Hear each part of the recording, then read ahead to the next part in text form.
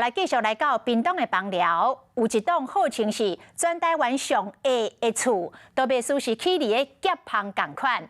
这个厝的看度差不多才一个成年男性的手骨来展开，不过下望下内底设备是真齐全哦。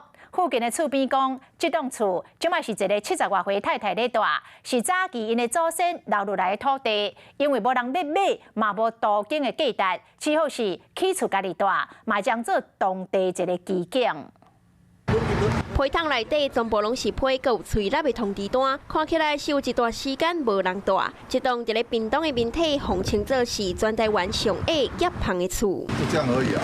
来看这厝的看度，要含一个查甫人的手骨平长，摕笑来量看卖，竟然敢若170公分，摕去含厝边来比看卖咧，看度阁无人的一半。扣掉墙壁的话，差不多抓170公分。这栋夹棚的厝是一栋3层楼的徛家，是屏东县邦寮乡的水底寮，外南州交流道的路口。虽然真矮，也毋过1楼有铁门，2楼有冷气，3楼有对外的窗仔门，该有的拢总有。现在咧大无问题啦，问题较早多咧3、4个。真诶好一啦。人因咧囡仔，人个迄都也无带伊食。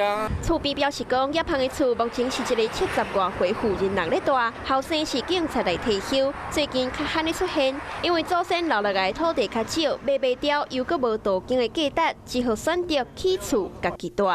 较早我做真这间嘛还袂起的，我听老辈咧讲哦，这是较早是拢一块田嘛，迄个是后壁较早要起一个市场。头前我才出入。房地产业者就表示，这间厝是已经超过30栋的40平透天，总价是要价500万左右。是这种空间较矮又阁无效益的建筑，恐惊敢若会当家己住。叶棚的厝就安尼变成是在地特殊的景色。